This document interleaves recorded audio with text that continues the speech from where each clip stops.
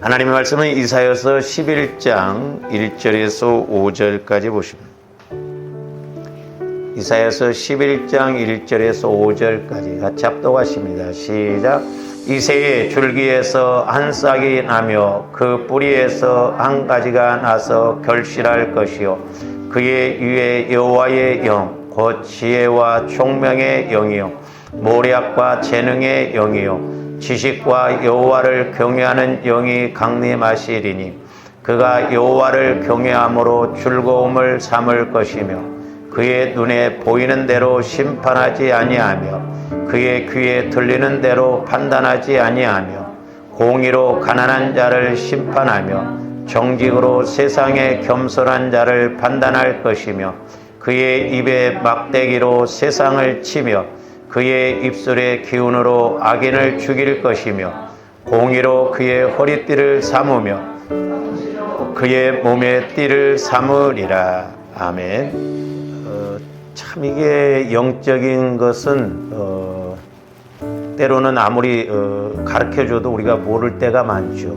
그래서 옛날 속담에 모르는 것은 옷구름짝에 매여주도 모른다 그랬는데 우리 속담에도 서당께 3년이면 풍어를 읊는다고 하는데 언젠가 제가 기도할 때 너희들은 3년이 몇 번 지나갔느냐.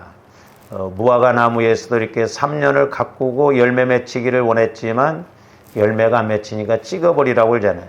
그러니까 포도원지기가 1년만 더 기다려서 열매를 맺히면 놔두고 안 맺히면 찍어버리라고 합니다. 참 이게 영적인 것은 이렇게 가르쳐도 잘 안 되고 또 이렇게 하나님의 은혜가 임해야 알 수 있습니다. 조아름들이 무엇보다도 하나님과의 늘 관계를 맺어서 우리가 육신을 입고 살아가지만 배후에서 역사하는 것은 하나님의 영 성령이 역사하느냐 마귀가 역사하느냐 둘 중에 하나입니다.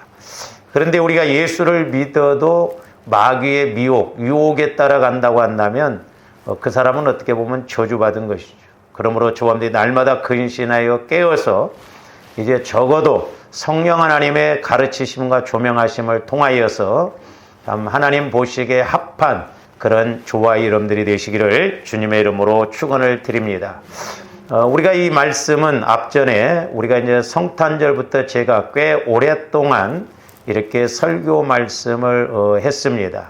아마 고난주간 전까지 말씀을 드린 것 같은데 이제 우리 예수님도 이 땅에 육신의 몸을 입고 오셔서 우리 예수님도 이제 성령 하나님의 인도를 받음으로 하나님의 뜻을 이루어 드렸다라고 했습니다.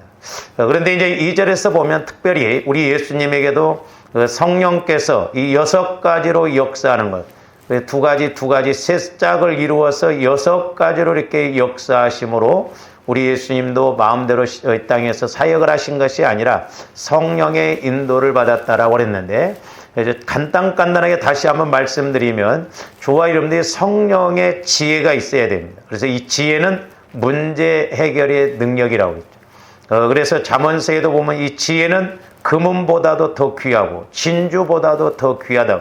그래서 조화 이름들이 무엇보다도 사모해야 할 것은 지혜를 구하라고 그랬습니다. 왜냐?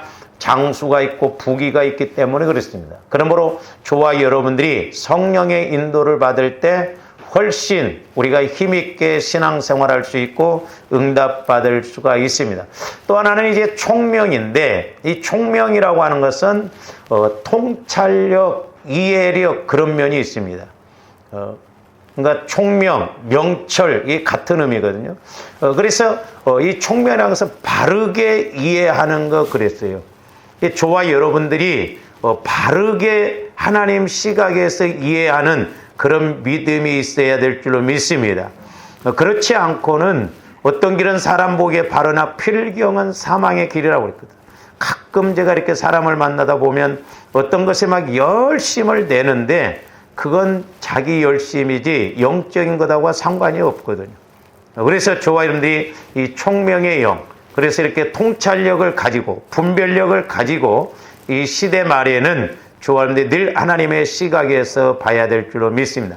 그래서 지혜와 통찰력, 총명은 이렇게 한 짝으로 이루어졌는데 왜냐? 우리가 바르게 이해를 해야 문제 해결도 받고 그러기 때문에 그렇거든요.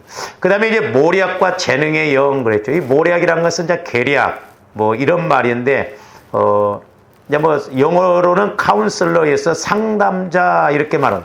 그러니까 성령은 그 누구보다도 확실한 탁월한 상담자입니다. 그래서 요한일서에서도 보면 성령의 기름 부음을 받으면 가르침을 받을 필요가 없다고 그랬어요. 그러니까 어떤 문제에 대해서 성령의 조명하심을 받으면, 가르침을 받으면, 뭐 아무리 누가 성령 충만하고 그런다 할지라도 그 사람에게 그걸 가지고 물어볼 필요가 없어요. 왜? 전지전능하신 성령께서 가르쳐 주시고 알게 해주셨기 때문에 그렇거든요. 그래서 최고의 상담자, 최대의 상담자는 누구냐면 성령 하나님이세요. 옛날에 중앙대학교에 이렇게 강사로 다녔던 그 상담학을 전공했던 그 전도사님이 제가 신학교 다닐 때 같이 기도 모임을 했었는데, 그 한참 후에 저한테 그런 이야기를 하더라고요. 목사님, 저도 목사님과 같은 은사를 좀 받았으면 좋겠습니다. 그러더라고요. 왜요? 자기가 지식적으로 상담학을 전공을 했는데 막상 교회에 가서 상담을 해보니까 자기가 배운 상담 갖고는 문제 해결을 할 수가 없고 이렇게 해답을 줄 수가 없더라는 거예요. 그렇죠? 그렇게 공부를 많이 했어도 지식적으로는 그 영혼의 문제는 제대로 이렇게 해결할 수 있는 능력이 없거든요. 오직 우주 만물을 같이 창조하시고 오늘 또 조아름들의 생사를 다 주장하시는 성령 하나님께서 가르쳐 주시고 말씀하실 때 온전한 그것이 해결이 되고 상담이 된다라고 하는 것입니다. 그러므로 조아름들이 늘 성령의 인도를 받을 수 있도록 환영하고 모셔드리고 늘 성령께 물어보고 그렇게 가는 조함들 되시기를 주님의 이름으로 축원을 드립니다. 그 다음에 이제 재능이라고 하는 것은 또 다른 말로 말하면 능력을 말해요. 그러니까 훌륭하신 위대하신 성령 하나님을 통해서 우리가 상담을 받아보면 우리에게 능력이 있고 그걸 해결할 수 있는 권세가 우리에게 보여지는 것을 볼 수가 있습니다. 그 다음에 이제 또 하나 세 번째 이렇게 작은 지식과 여호와를 경외하는 영이죠. 이 지식이라고 하는 것은 세상 어떤 지식을 말하는 것이 아니라 영적인 지식, 하나님에 대한 정보, 또한 우리를 도적질하고 죽이고 멸망시키려고 하는 그런 지식을 알게 되는 거예요. 그러므로 조아름들이 지식이라고 하는 것도 성령의 인도를 통한 지식이래야지 그냥 내가 머리로 그냥 배우고 이래서는 그 지식 갖고는 조아름들이 신앙생활 힘있게 할 수가 없습니다. 오해하지 말아야 돼요. 내가 지식적으로 아는 건 그건 믿음 아닙니다. 그건 능력이 아니에요. 그렇게만 지식적으로만 믿고 가면 어떤 문제가 터지면 해결을 못해요. 제가 옛날에 어떤 타교의 권사님을 이렇게 기도를 해주셨는데 그분이 상당히 지식을 추구하시는 분이더라고요. 그러니까 이렇게 그 권사님 또 다른 권사님 이야기인데 목사님 이렇게 대화를 하면 지식적으로는 못 당한다는 거예요. 지식적으로는 말씀도 얼마나 많이 알고 있는지 모른다는 거예요. 근데 자기가 볼 때 영적으로 보면 너무너무 안타깝다는 거예요. 그래서 어디 가게에 가다가 진짜 사서라도 줄 수만 했으면 그렇게 주고 싶다는 거예요. 이렇게 천지 차이거든요. 저한테 와서 기도를 받는데 성령께서 네가 지식으로 그렇게 하려고 하는데 네 지식이 문제를 해결하나 못하는가 봐서 문제를 터뜨렸다는 거예요. 그 아들이 이석증이 와가지고 한참 고생을 하고 그래가지고 아직도 온전하지 않는데 그 엄마가 나중에는 뭐라고 했냐면 네가 효도를 안 해서 그런가 보다 해가지고 요양원에 있는 그 아버지를 집으로 모셔와서 이 아들 보러 효도를 하라. 모시고 왔는데 또 얼마 안 있다 다시 요양원으로 갔대요. 우선 뭐 그 권사님도 감당이 안 되고, 뭐 그 권사님도 몸이 불편해. 아들도 아프고. 그러니까 왜 그렇게 가냐 이 말이죠. 응? 하나님이 그런 하나님이시냐 이 말이죠. 그러니까 성령을 통해서 말씀으로 조명을 받아야 되는데 자기 지식적으로 자기 나름대로 그렇게 하다 보니까 문제가 와도 문제를 해결을 못해요. 근데 안 바뀌어진다는 게 문제죠. 오죽 했으면 그 우리 교회를 나오는 권사님이 새벽기도 나오는 형님 아들을 조카를 혹시 이렇게 좀 다른 교회로 인도를 하면 안 되겠냐고 그랬더니 자기 교회 아니고는 안 된다고 하더래요. 무섭습니다, 이런 것이. 그러니까 신앙관이 무서워요. 여러분들이 어디에서 어떻게 신앙생활 했느냐, 그게 굳어지면 위험스럽습니다. 그리고 안 고쳐져요. 그래서 저도 이렇게 상담을 해보고 그러면 내 나이 또래 같은 분들 길게 이야기 안 해줘요. 안 고쳐져요. 안 바꿉니다. 굳어질 대로 굳어져 갖고 참 고치기 힘들어요. 그렇게 제가 여러분들한테 그냥 퍼부서 대고 그래도 여러분들도 안 바뀌어지잖아요. 예?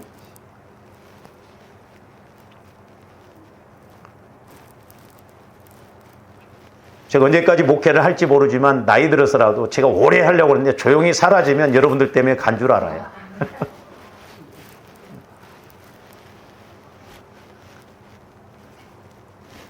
그러니까 성령의 역사가 아니고는 안 바뀌어지거든요.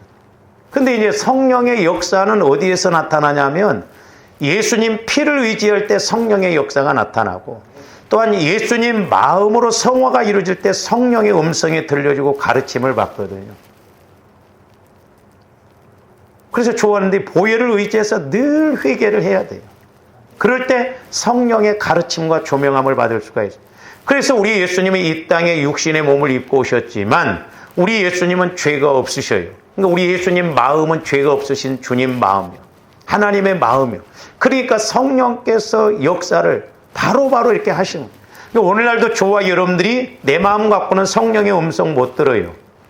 그렇기 때문에 보혈을 통해서 자꾸 기경을 시키고 뒤집어내고 찾아서 내 마음의 상처, 쓴뿌리 이런 것이 뭔가를 알아서 처리해서 주님 마음으로 성화를 시켜야 성령께서 주님 마음에 말씀을 하십니다.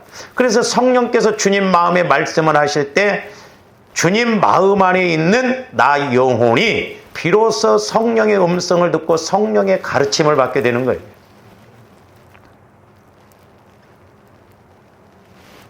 그냥 내 마음 갖고는 안 돼요. 그렇기 때문에 여러분들이 기도하지 않고 예수님을 찾지 않고 가면 신앙생활 백날 천날을 해도 성령의 음성을 못 듣는다 이 말이에요. 근데 성령의 음성을 못 들으면 이거 우리 속고 가거든. 보통 문제가 아니거든. 조합들이 마귀 역사가 있을 때 어떻게 그걸 이길 수 있고 해답을 어떻게 얻냐 이 말이에요. 그래서 우리 예수님은 이렇게 두 개 해서 이렇게 성령의 역사, 6 영이 이렇게, 물론 한 성령께서 그렇게 역사하시는데 그렇게 될 때 이제 이렇게 3절 이하에 보면 우리 예수님이 성령의 인도를 통해서 나갈 때 어떤 그런 마음을 가지고 있는가를 말씀해 주고 있습니다. 그러니까 예수님에게 임하셨던 성령으로 충만하게 되었을 때 예수님께서 그랬듯이 저와 여러분들 안에서 일어나는 가장 근원적인 변화가 무엇인가를 보여주고 있다. 그러니까 우리 예수님도 성령으로 이렇게 충만해서 성령의 인도를 따라서 갈 때 예수님께서 하나님과의 관계가 어떻게 이루어진가를 볼 수 있듯이 저와 여러분들도 예수님 안에 들어가서 예수 그리스도의 마음을 가지고 성령 충만할 때 근원적으로 본질적으로 이렇게 변화되는 것이 있습니다. 사랑하는 성도 여러분, 성령께서 저와 여러분들 가운데 내주하시고 충만케 되었을 때 있게 되는 가장 근원적인 변화가 뭐냐? 변모가 뭐냐? 내가 성령의 인도를 받았더니 성령 충만을 받고 보니 분명히 성령께서 내 안에서 내주하셔서 역사하시고 나아갈 때 변화가 따른다 이 말이죠. 변화가 오게끔 되어 있습니다. 뭐 여러 가지로 이야기할 수가 있어요. 뭐 어떤 사람들은 전도하게 된다 이렇게 말하는 사람도 있을 수 있을 것이고, 또한 방언을 하게 된다. 이 순복음 계통에서 방언은 성령 충만이다 그랬는데 성령 충만 성령 충만해도 방언 못 받는 사람들이 있어요. 그러니까 성령 충만한 결과로 방언을 받을 수는 있지만 방언 자체가 성령 충만한 건 또 아니에요. 그러니까 성령 충만해서 하나로 나타나는 것이 방언이에요. 여러분들이 그래서 방언을 하실 줄 아는 사람들은 방언으로 기도를 많이 하세요. 왜냐? 그것은 내 영과 하나님의 영이 교제하는 것이기 때문에 한국말로 하는 것보다는 빨라요. 그러니까 성령 충만한 결과로 방언을 하게 되는 것이지, 조합들이 방언해도 성령 충만하지 않을 수도 있거든요. 물론 또 성령 충만하면 특별한 이렇게 일을 체험하게 한다고 말할 수 있습니다. 물론 이러한 일들도 다 포함이 됩니다. 그러나 가장 근본적인 첫 번째 변화는 뭐냐면, 자기를 중심한 삶, 자기 자신만을 생각하는 삶에서 하나님을 사랑하는 삶, 하나님을 가장 우선시하는, 하나님을 경외하는 삶으로 이렇게 바뀌어진다라고 하는 것입니다. 그래서 성령의 인도를 받게 되면 여러분들이 무엇보다도 하나님을 사랑하고 하나님을 경외하는 그런 마음으로 바뀌어져요. 그러니까 사도 바울도 보세요. 예수 믿는 사람들을 죽이기 위해서 앞장서고, 그때도 막 혈기 왕성해가지고 막 살기 등등해서 스데반 집사 죽는데 앞장서고, 또 다른 사람들을 죽이려고 막 그렇게 가는 중에 다메섹 도상에서 하나님을 통해서 한 방 두들겨 맞잖아요. 영적으로 이렇게 깨지니까 거기서 사도 바울이 180도 바뀌어져 버립니다. 그러니까 예수 믿는 사람들을 죽이려고 하는 사람이 이제는 자기가 순교하기까지 목숨 내걸어 놓고 이렇게 예수를 증거하는 것을 볼 수가 있고, 오늘날도 마찬가지예요. 저와 여러분들이 변화가 안 일어난다는 건 내가 성령의 충만함을, 성령의 가르침을 못 받기 때문이거든요. 우리가 성령의 가르침을 받으면 분명히 생각도 마음도 말도 행동도 태도도 어느 정도 이렇게 달라지게끔 되어 있습니다. 그래서 성화가 이루어진 만큼 자꾸 이렇게 바뀌게 되어 있습니다. 그래서 오늘 2절 후반절, 물론 성령은 하나님을 경외하는 삶이지만 우리 예수님도 보면 하나님을 절대적으로 이렇게 경외하고 하나님 뜻에 절대적으로 복종하신 것을 볼 수가 있고, 그래서 오늘날도 조합들이 성령 충만하면, 성령께서 내 안에서 내주하시면 우리들도 하나님을 누구보다도 잘 경외하게 한다 이 말이죠. 할렐루야.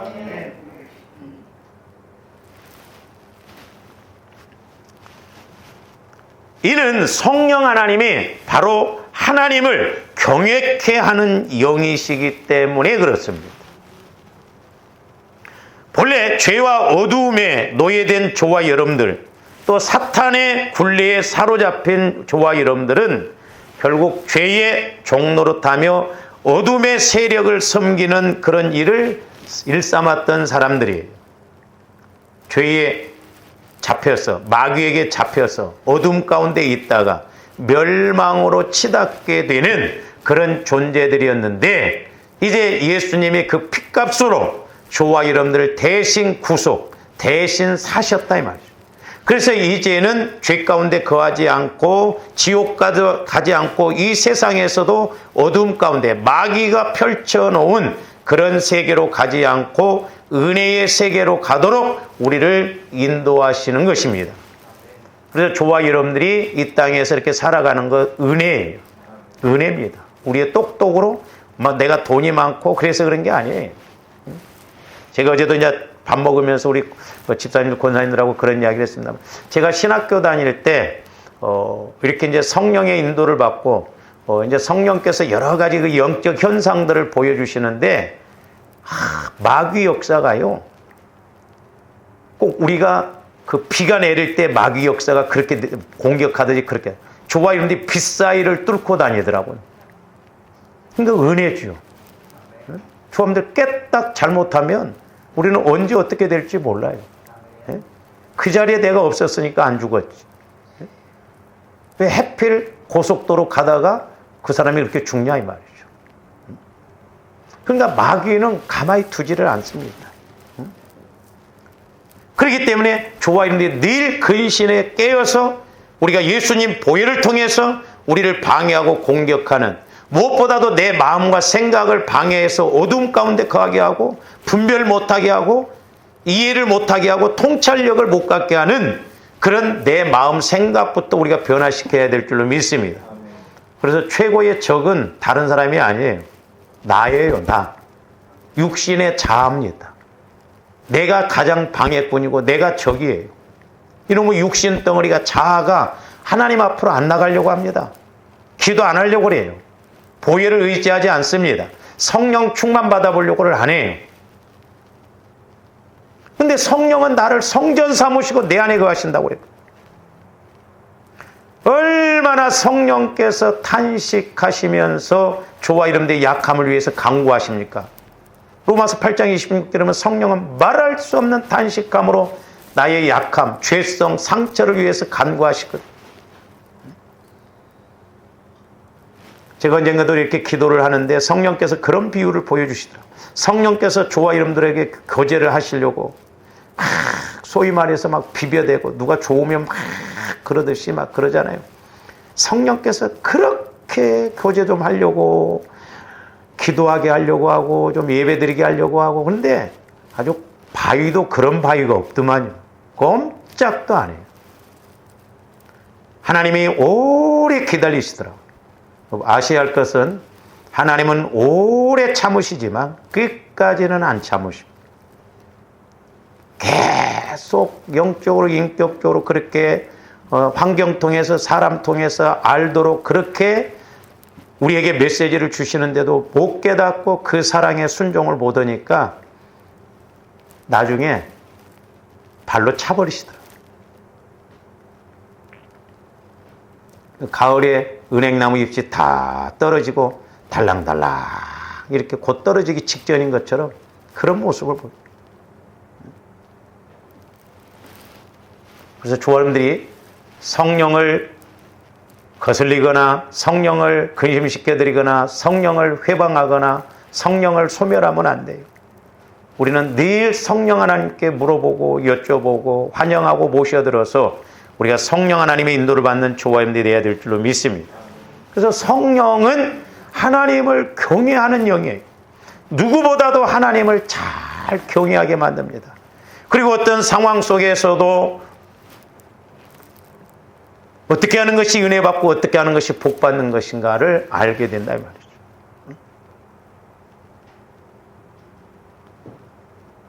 그래서 저와 여러분들이 주님 안에서는 마음이 됐든 물질이 됐든 기도가 됐든 육신이 됐든 자꾸 우리가 심어야 돼요. 어제도 제가 그런 이야기를 했습니다마는 저와 여러분들이 몸으로도 자꾸 심어놔야 돼요. 그래야 건강의 복도 받을 수 있고 내가 어떤 몸이 아팠을 때 그 건강의 문제를 해결할 수 있는 미천이 심어놓은 거예요. 저도 그래서 목회자이지만 교회에 오면 저 혼자 일 많이 합니다.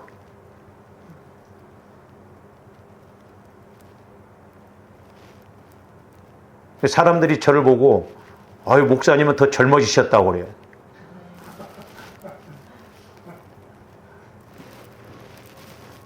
제가 자꾸 예를 들어서 좀 죄송스럽습니다만은 그 우리 연합 집사님이 어렸을 때 죽을 병에 걸려가지고요 죽는다고 그랬대요. 근데 하나님이 은혜로 살려주셨어요. 그 아파 있을 때 성령께서 말씀하시는데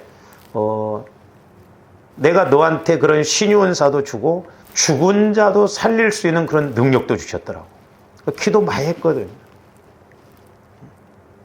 그러니까 이제 본인이 그런 아프고 그럴 때 이제 기도하면서 성령의 인도를 받고 환상도 보고 이렇게 하면서 저한테 부탁한 말이 그거예요. 목사님, 성도들에게 하실 말씀을 탁탁 좀 해주세요. 그러더라고요. 자기가 깨닫고 보니까 근데 여러분들한테 내가 예를 들어서 집사님, 권사님 이건 이렇게 해요. 그러면 아멘, 맞아. 그러니까 여러분들 시험 들고 기분 나빠할 가서 안 그 집사님도 건강했을 때 내가 말 안 해줬나? 영적으로 같이 알고 가야 된다. 그래야 살짝만 찔러줘도 아차 이거구나 하고 본데 여러분들이 영적으로 깨어있지 못하면 아무리 이야기를 해줘도 이해 못해요. 무시해서 그런 게 아니에요. 이게 영적인 건 무섭습니다. 근데 제가 참 안타까운 건 뭐냐면 성령께서 내가 너에게 그런 은혜, 그런 은사 주셨는데 너 아픈 사람들을 위해서 얼마만큼 기도해봤냐 이 말이에요. 쌓아놓은 것이 약하다.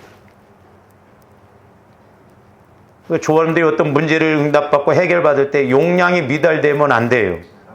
우리는 넘쳐나야 될 줄로 믿습니다. 그래서 하나님 일은 우리가 뭐 빼고 그러면 안 돼요. 앞장서서 해야 돼. 우선 먹기는 곶감이 달더라고. 여러분들이 조금 편하고 뭐 이렇게 조금 편하고 좋을 줄 모르지만 웃음 뒤에 눈물이 있다고 하잖아요. 그러니까 우리는 주님 앞에 몸부림치는 거예요. 내가 할 수 있는 건 최선을 다해서 해봐야 된다 이 말이죠. 왜? 우리가 육신을 입고 살지만 영적인 싸움, 영적인 관계 속에 있기 때문에 그렇다 이 말이죠. 그래서 어느 길이 바른 길이고 어느 길이 생명길이고 사는 길인가를 우리가 알고 나가야 될 줄로 믿습니다. 할렐루야. 제가 전도사 시절 때도 그 효도암이 있더라고요. 그때 내가 처음 알았네요. 그래서 내가 집사님한테 그랬어요. 집사님, 아프시면 집에서 늘 있는데 그 집에 계시지 말고 늘 교회 와서 기도도 하시고 와서 봉사도 하시고 그러라고 그랬어요. 그랬더니 좀 성기를 내더라고. 왜 성기를 내냐면 전사님은 지금 내가 몸이 이렇게 아프건데 내 형편을 모르고 지금 하시는 말씀이니까 그렇게 들려. 그러니까 건강할 때, 시간이 있을 때, 여유 있을 때, 물질이 있을 때 부지런히 우리가 심어놔야 될 줄로 믿습니다. 나이 들어 보세요. 제가 옛날에 젊었을 때 이제 이렇게 신학교 다니고 그럴 때 그때는 해도 좀 젊었었잖아요. 대전에서 대전역에서 저 경부선 통일호를 타고 서울에 올라왔거든요. 그 경부선 통일호는 에어컨이 들어왔는데 전라선 통일호는 선풍기 들어갑니다. 그래서 그때 제가 전라도하고 경상도하고 차이가 난다는 걸 그랬거든요. 근데 이 젊은 아가씨예요. 아마 학생인지 모르겠어요. 근데 아마 그 엄마가 시골서 이렇게 오는데 내가 이렇게 옆에 탔는데 그 엄마를 상당히 부끄러워하더라고. 그 엄마가 보니까 손이 쭈글쭈글 해가지고 늙어서 한 6, 70 이상 됐던 것 같아요. 이렇게 딱 잡고 있는데 이 딸이 옆에 안 있고 자꾸 떨어져. 초라한 자기 엄마 모습 옆에 있기가 어려서 내가 속으로 아이고 너도 멀었다 그랬어. 그래서 내가 그 손을 보면서 늙지 말아야겠다. 근데 어떻게 안 늙느냐 이 말이죠. 저도 어떤데 내 손을 보면 그 할머니 옛날에 봤던 손 같아. 쭈글쭈글 해가지고 야 나도 이제 죽음이 멀지 않았다 그런 생각이 들 때가 있거든요. 여러분들 항상 젊을 것 같죠? 저도 옛날엔 그 생각 못했어. 나이 드신 분들이 너도 내 나이 돼봐라. 우리 교회 권사님들도 보면 일어날 때 그냥 안 일어나. 저도 일어날 때 끙끙거려요 보면. 그냥은 못 일어나죠. 나이 앞에 장사 없어요. 응? 중요한 건 뭐냐면 조합대 겉사람은 후패한다 할지라도 속사람 영혼의 능력으로 살아가야 될 줄로 믿습니다. 그게 이제 관건이에요. 관건.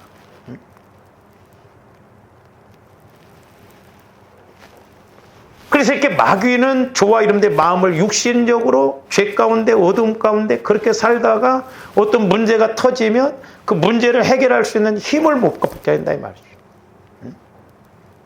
그러니까 하나님은 저와들이 잘못해도 계속 사랑의 말씀으로 말씀하시고 다스리십니다.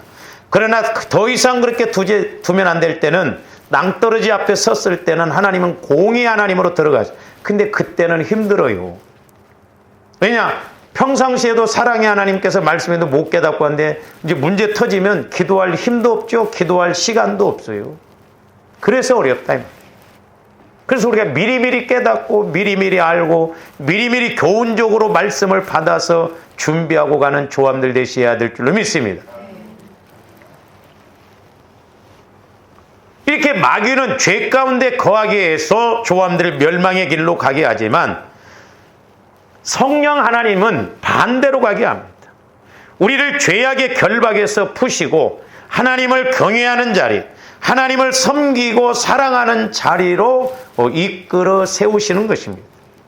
그래서 우리 예수 믿는 사람들은 시편 1편에 있는 말씀처럼 죄라고 하는 것은 걷고 서고 앉는 데서 결정이 되어 있어요. 그러니까 앉은 단계까지 가버리면 안 돼요. 그러니까 조원들이 앉을 때 진짜 내가 여기 앉아 있어야 할 자리인지 아닌지를 잘 알아야 돼. 왜? 교만한 자리에, 오만한 자의 자리에 앉는다고. 그러니까 교만하면 앉아버려요. 베드로가 분명히 우리 예수님이 잡히실 때 다 떠난다고 그랬거든요. 근데 뭘 하고 따라가냐 이 말이요. 그것도 멀찌감치. 그래서 우리가 마태, 마가, 누가 요한복음에서 보면 베드로가 처음에는 걷고 그 다음에 서서 불 쬐고 그 다음에 보면 앉아서 불 쬐입니다. 앉아서 불 쬐다가 여자가 하는 소리, 어린 그 종의 여자가 하는 소리에 거부를 하면서,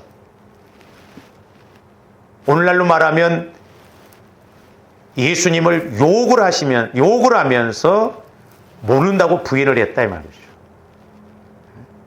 저주하며 부인하며 맹세하며 그랬거든요.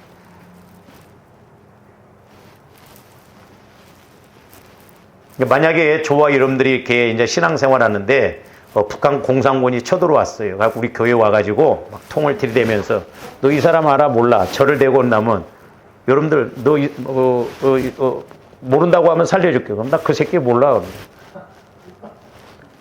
저보러 그 새끼라고 할 수 있어요. 아이고 목사님 아닙니다. 우리 마음 갖고는요 장담 못합니다. 그래서 제가 말씀드리잖아요. 언젠가 제가 기도할 때 여러분 마음을 보여주시는데 성도들의 마음이 무섭다. 제가 그런 고백. 그래서 성령께서 내종아 절대 양이 목자 못 된다. 양은 양이 다만 가르치고 사랑해서 바로 인도하더라.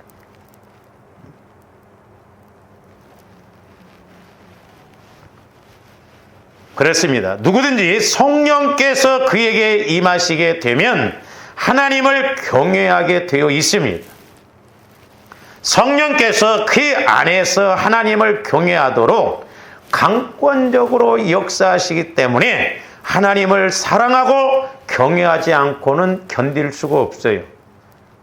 그러니까 막 여러분들이 성령 쭉만 받았는데 나 예배드리기 싫어. 그런 사람이 있습니까? 여러분들이 성령의 인도를 받아보시는 게 은혜 받아보세요. 두 가지 현상이 나타납니다. 막 기도하고 싶고 교회 가고 싶고 봉사하고 싶고 헌신하고 싶어요. 같이 와요. 같이. 성령 충만하다고 하면서 성령의 인도를 받는다고 해서 예배 드리려고 하지 않고 기도하지 않으려고 하지 않고 헌신하지 않고 그건 가짜예요. 제가 우리 교인들을 지켜보면서도 그래요. 은혜 받아보세요. 여러분들이. 먹는 것 상관없어요. 예? 막 와서 봉사하려고 하고 기도하려고 하고. 예? 여러분들이 성령의 인도를 못 받아보세요. 바로 앞에 살아도 예를 들어서 제일 늦게 와. 그런다니까요. 그렇게 돼 있어요 이게.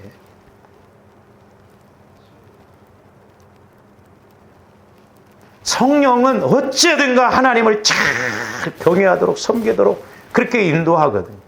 그래서 조합원들이 성령 충만 받아야 돼. 성령 충만 받기 위해서는 회개가 이루어져야 되고 보혈을 의지해서 내 마음이 그리스도의 마음으로 바꿔져야 됩니다. 자, 요한복음 14장 16절에서 17절 말씀도 보십시오. 내가 아버지께 구하겠으니, 지금 우리 예수님이 이제 하나님 아버지께 구하시겠다는 거예요. 그가 또 다른 보혜사를 너희에게 주사, 그래서 너희에게 줘. 그러니까 우리 예수님은 보혜사예요. 상담가예요. 구세주시요. 우리 인생의 주권자이세요. 근데 또 다른 보혜사라고 하는 것은 이제 영으로 오신 성령님. 그 다른 보혜사가 예수님이 하신 일을 똑같이 하신다 이 말이죠. 그러니까 예수님이 육신을 입고 있을 때는 예수님을 만나야 됐어요. 만약에 오늘날도 예수님이 죽으시지 않고 육신으로 계신다고 한다면 저와 여러분들은 예수님 만날 기회가 거의 없을 거예요. 왜냐? 세계에 있는 사람들 1초씩만 만나준다고 해도 몇십 년이 걸리고도 더 남거든. 근데 전지전능하신 또 다른 보혜사 성령께서 아예 내 안에 성전 삼으시고 내 안에서 거하셔서 모든 것을 가르쳐 주신다는 게 얼마나 감사하냐 이 말이에요. 죄에 대해서, 의에 대해서, 심판에 대해서, 진리에 대해서, 예수 그리스도에 대해서, 장차 될 일에 대해서. 아니 불신자들 또 무당한테 찾아가는데 왜 우리는 예수를 믿는다고 하면서 예수님께 안 물어보냐 이 말이에요.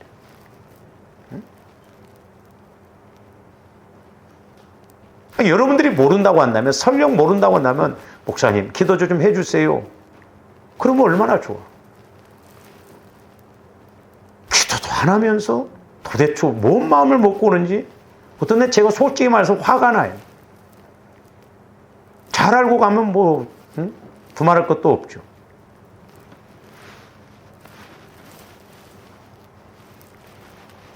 보혜사를 너희에게 주사 영원토록 그랬어요. 영원토록 너희와 함께 있게 하리. 영원토록 함께 계시네. 성령님은. 저기서 함께라고 하는 것은 이제 헬라어로는 메드히몬 그럽니다. 저 말은 뭐냐면 함께 있게 한다는 말은 성령과 교제가 이루어지게 하신다는 거예요. 여러분들이 성령과 교제가 이루어지십니까? 우리 권사님들 성령과 교제가 이루어지십니까? 우리 집사님들 지금 성령과 교제가 이루어지십니까? 그게 기본이요. 그게 핵심이요. 내가 적어도 성령과 교제가 이루어져야 돼. 그래야지 우리가 죄 가운데 있고 아직 연약함 가운데 있으니까 막말로 말해서 한 달에 한 번이라도 성령과 교제가 이루어지는 신앙생활이 된다고 한다면 조합들 하늘을 쑤시고도 남았을 거예요. 근데 성령과 교제가 안 이루어진다는 게 이게 어떻게 보면 비극이다 이 말이에요. 어디 가서 우리가 힘을 얻고 어디 가서 해답을 얻냐 이 말이에요. 저기서 함께 있게 했다고 해서 교제가 됩니다. 조합들 이 땅에서 영원히 산다고 한다면 성령 안과 영원히 교제가 이루어진다 이 말이죠. 계속 봅니다.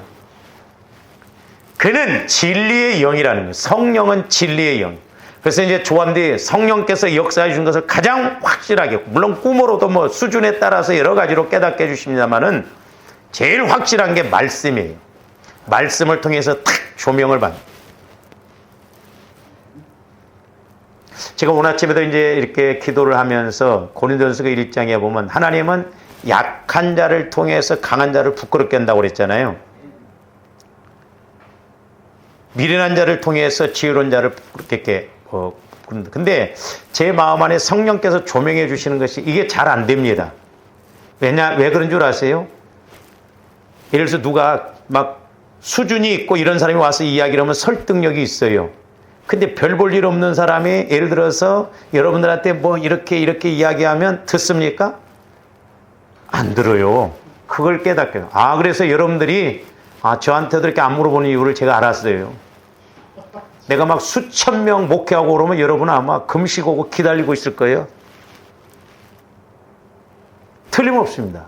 이게 상대적으로 약하다고 하면 그 사람한테 안 물어보려고. 그러니까 제가 이렇게 집회도 나가서 그러면 다른 것 안 물어봐요. 숫자부터 물어봐요.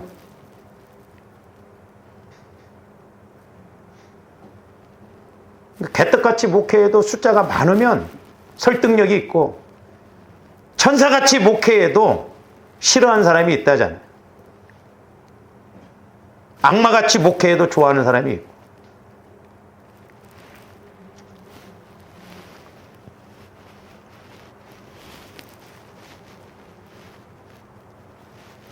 그러면서 이제 저기 보면 뭐라고 그랬어요?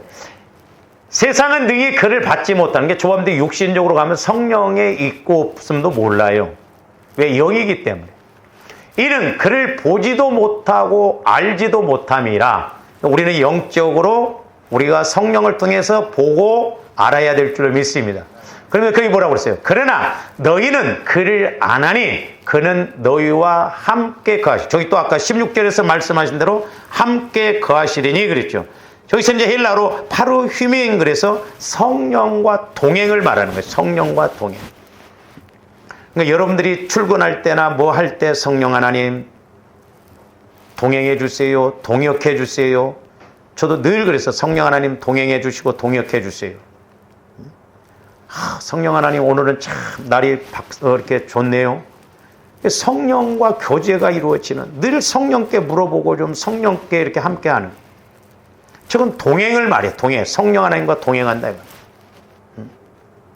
그래서 여러분들이 성령과 동행하면 사람을 만나도 마음에서 야, 저 사기꾼이다, 만나지 말라, 그렇게 할 수 있다 이 말이죠. 망하려고 작정하고 달라든다 이 말이죠. 우리는 성령의 인도를 못 봐. 마귀가 방해를 했어. 그리고 또 뭐라고 그랬어요? 또 너희 속에 계시겠음이라고 그랬어요. 너희 속에. 저기서 너희 속이라는 것은 엔히맹글에서 성령의 내주, 성령의 임재. 그러니까 성령 하나님은 얼마나 확실합니까? 저와 여러분들 안에 내주하셔서 내 안에 계신 성령 하나님과 내가 교제하게 하고, 또 성령 하나님과 동행하고 동역하게 해서 예수님을 확실하게 믿게 하고 확실하게 체험하게 한다는 것이죠. 누구는 되고 누구는 안 되고 그게 아니에요. 그래서 누구든지 성령으로 아니하고는 예수님을 주시라 할 수 없는 것처럼 성령으로 아니하고는 하나님을 경외할 수가 없습니다. 자, 고린도전서 12장 3절 보시죠. 그러므로 내가 너희에게 알리노니 하나님의 영으로 말하는 자는 누구든지 예수를 저주할 자라 하지 아니하고, 조금 뒤에 성령의 인도를 받으면 절대 하나님은 이런 하나님이라고 말 안 해요. 왜 하나님이 나한테 이렇게 고난을 주셨을까?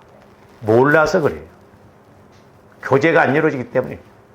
또 성령으로 아니하고는 누구든지 예수를 주시라, 우리의 주인 구세주라고 할 수가 없다는, 우리의 성령 충만 받아야 돼. 관건이 그거예요. 조금디 날마다 보혈을 마시고 바르고 뿌리고 부어서 내 마음에 굳어진 마음이 회개가 터지고 처리가 되어져서 주님 마음으로 바꿔져서 이제 성령께서 오셔서 만만하게 마음껏 이렇게 쓰실 수 있는 그릇이 되어야 될 줄로 믿습니다. 이와 같은 은혜가 있기를 주님의 이름으로 축원을 드립니다.